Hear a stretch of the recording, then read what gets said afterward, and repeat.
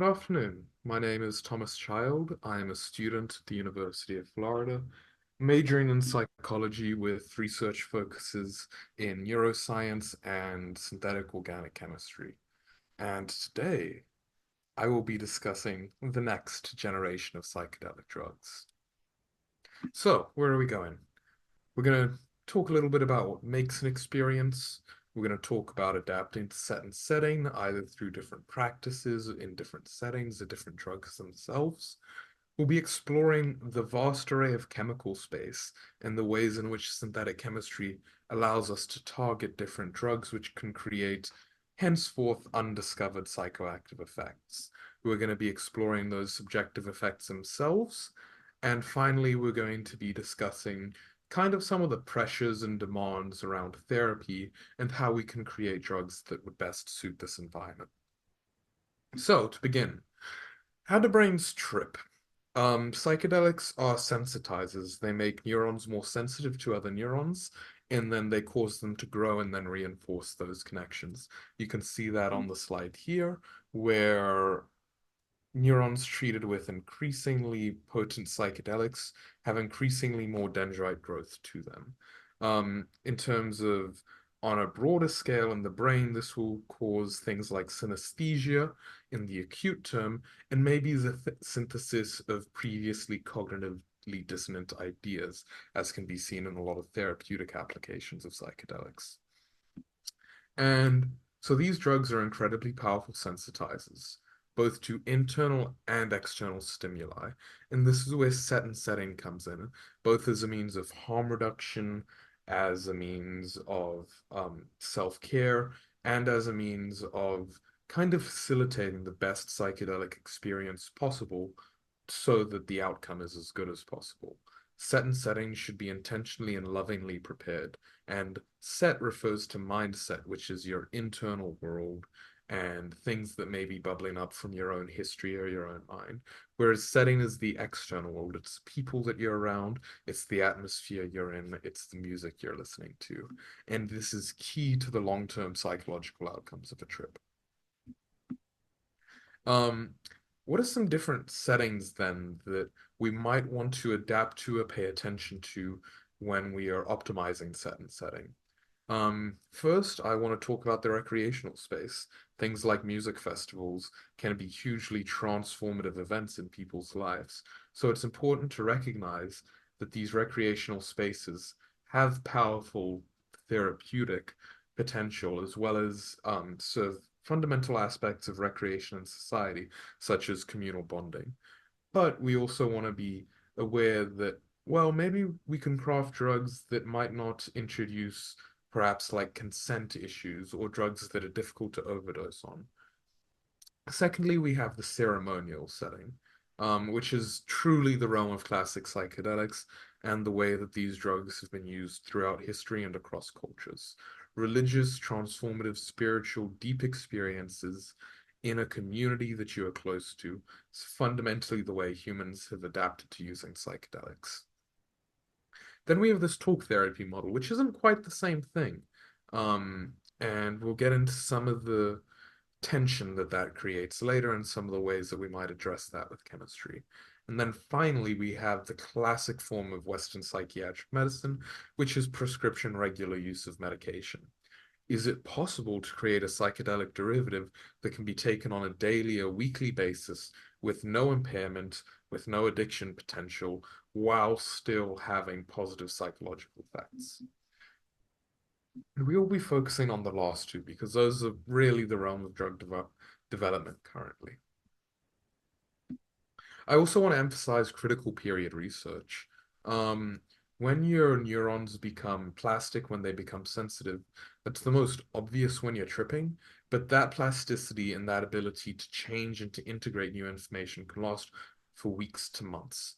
And this is known as critical period reopening because it's a period of time in your life where cognitive structures can change in ways that they typically would not be able to.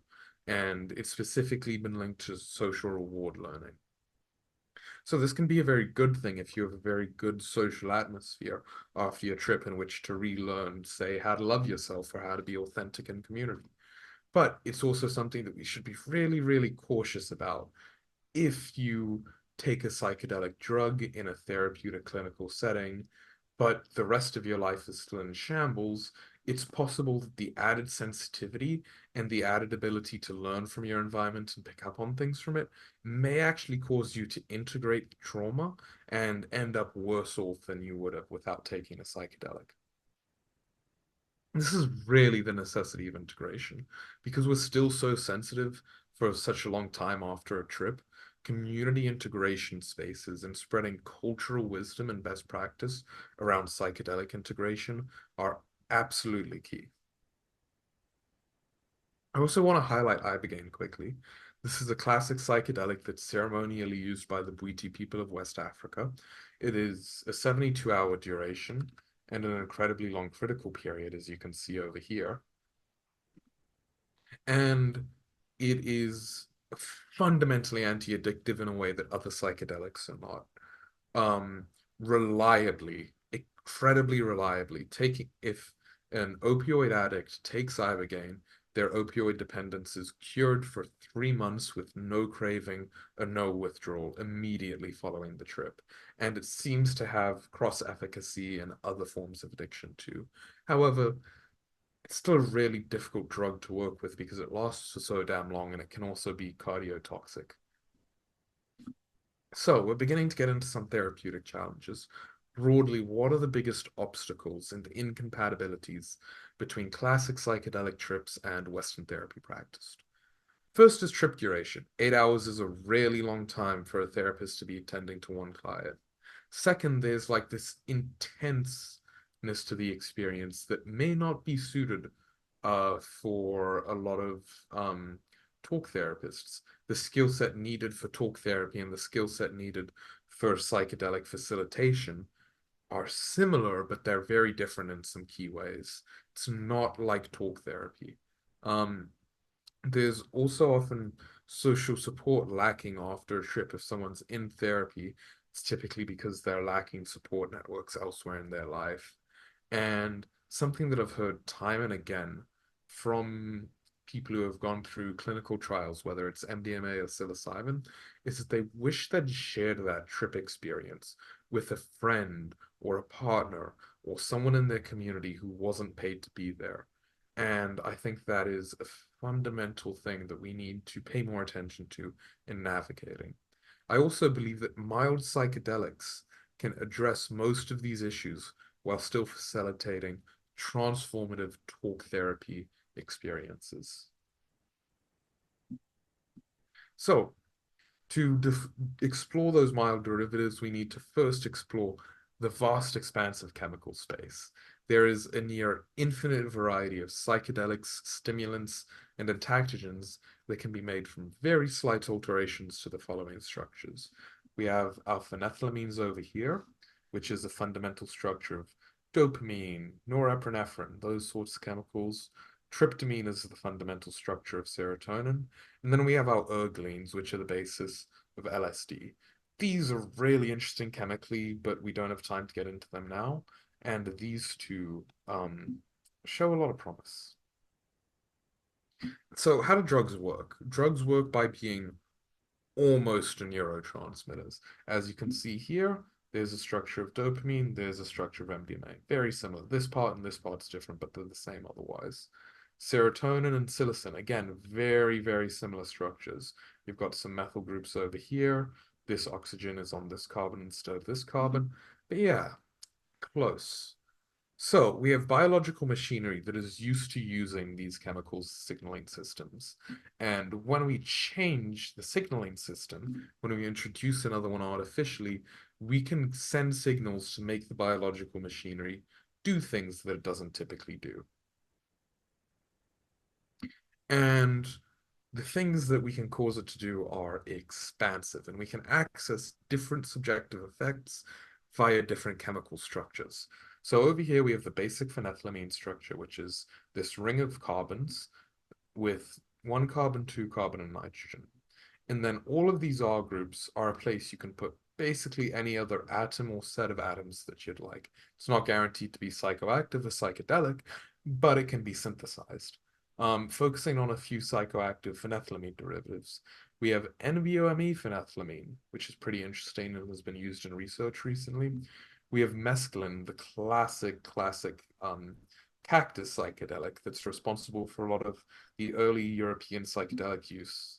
2CB, which is my personal favorite drug and one of the greatest inventions of Sasha Shulgin. MDMA, which is also interesting. So let's just pause for a moment. All of these guys are psychedelic. This guy's an entactogen. And if you look over here, we have amphetamine and methamphetamine, which are both stimulants. Yet they're based on this fundamental ring, one carbon, two carbon, nitrogen, phenethylamine structure. And so this really speaks to the diversity of psychoactivity you can get out of a structure like this. And over here we have Ariadne, which is an interesting drug that we will come back to later in the presentation, another phenethylamine derivative. In chemistry, we also have this idea of chirality, which means that even though a molecule may appear flat on paper, it's actually a three-dimensional structure that can have things behind or in front of it. And maybe an interesting way of translating this into something that may be more intuitively 3D is if you take your hands and hold them flat next to each other, they look like mirror images of each other. And then if you rotate them to face the same way, you'll notice that one has my thumb pointing towards you and the other has my thumb pointing towards me. So in the same way that this 3D property can translate, we use handedness of molecules. Chemists will sometimes refer to a molecule as the left hand or the right hand version, or the R or S enantiomer. And this behindness or in frontedness is denoted by dashed lines or wedged lines. Again, we have another example of Ariadne here. And in fact, this can affect the psychoactivity, bioactivity, and pharmacology of a drug because these drugs are actually different 3D shapes. They will interact with your 3D receptor proteins differently. So you can see that our Ariadne over here is more potent at the 5-HT2A receptor than S Ariadne, despite the fact that they have all of the same atoms in them. They have different shapes. And so this is where my current research comes in chiral catalysis. Essentially, this is pure chemistry research that asks the basic and pertinent question, well, if you have an achiral reagent, how can you make sure that you only end up with one version? So we can take, for example, this tryptamine-like structure, run it through a reaction in which this catalyst is present in maybe a 5% ratio relative to the abundance of this tryptamine. And then all of this tryptamine will be converted into this chiral product and only one-handed version.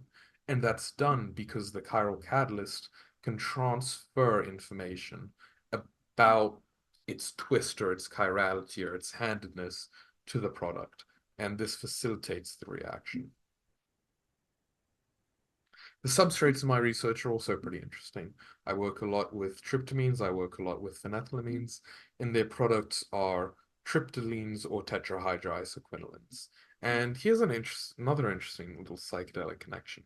So I want to preface that none of the molecules I make have been tested for bioactivity. I would not intend on ingesting them, largely due to safety and legal concerns. But there's an interesting aesthetic connection here. And that is that the precursors of this reaction look an awful lot like DMT, and the products of this reaction look an awful lot like harmala. And these two are the key ingredients in ayahuasca. So if I wanted to maybe accidentally commit suicide and put my career on the line, I could try and drink some of my reaction mixture and see if it's pharmahuasca or not. But I wouldn't do that because these molecules specifically tend to have a pretty wide array of biological function that I do not want to discover personally. So returning to mild psychedelics, what does the ideal subjective effect profile of a therapeutic psychedelic look like? Well, we want it to still have the ability to be mind-opening, to be self-exploratory, but it should be less intense than a classic psychedelic and less sexual and impulsive than an adaptogen such as MDMA. And in fact, Sexual impulsivity and entactogens can lead to consent issues. And this has already been a major problem in one of MAPS's clinical trials, where a patient feels like the drugs were used to manipulate her into sex with her therapist. That's a lot, and we're not going to have time to really unpack that. But another thing that we really want to focus on in mild psychedelics is that there should be little to no modification of our sensation or our reflexes. Um, could you drive on this drug? Could it be safely prescribable in everyday use? So, let's take a look at Ariadne, which is this mild phenethylamine. Shulgin described it as having the alert of psychedelic, but it never blossoms forth. Zorksoth on blue light essentially said that it activates the mind, it makes you engaged and curious. It feels a little entactogenic headwise, but it doesn't have this huge intensity or psychoactivity or sensation perception alterations to it. And because of this, Mike Cunningham is currently pursuing this as a potential therapeutic compound in clinical and preclinical work at Columbia and through his company Gilgamesh Pharmaceuticals. Let's return to ibogaine, this fantastic drug that has these incredible anti-addictive properties but serious issues with integrating into a medical system. Well, by altering the structure of ibogaine, we can invent this little guy called tabananthalog. And tabananthalog manages to retain some of these anti-addictive properties while being far less psychoactive than ibogaine. And in rat models preclinically, a single administration of tabananthalog elicited anti-addictive effects lasting up to 12 to 14 days. It also showed efficacy against drinking in a binge drinking mouse model. And this shows that this weird ibogaine anti-addictive thingy that no one really understands does have cross-validity between opioids and other forms of addiction, even in mild derivatives such as tabananthalog. And so this raises a natural question. What is it actually like to take this drug? Um, Someone's done it. Arthur Giuliani has quite kindly published his experience report. He says that there was a change in attention equivalent to 2 grams of psilocybin, but there was no change in sensory processing, no significant change in cognitive processes, no euphoria or entactogenicity, and it induced this slow, intentional, meditative state. I was able to gently approach thoughts about all the tasks which awaited me in the coming months with no judgment or anxiety. This effect of inducing equanimity is comparable to that of MDMA and ketamine. And this might make it a really, really good candidate for talk therapy because it doesn't debilitate you. It doesn't take you into another realm of consciousness, but it allows you to approach things that are challenging without judgment or anxiety. Let's talk a little bit about twitchy heads and translational models. So, classically, when you're assaying a psychedelic in a scientific setting and it's a new one and you don't know what it is, you give it to rats, and if the rats twitch their heads, the amount they twitch their heads is how trippy the molecule is. Um, but this can't actually tell us this much about how the molecule feels or what it's like to be on this drug. And this is why I propose that we really should reinstitute the Shulgin method in scientific settings. This is the intentional experimental use of psychoactives by people who can describe these effects and then disseminate information about what the drug felt like. In designing psychoactive medication, while we can do all this about receptors that, neuron growth this, fundamentally what's going to inform the way we build therapy models around these drugs is the experiences they create. Do we need to be addressing that more directly from a scientific perspective as we head into this new generation of derivatives?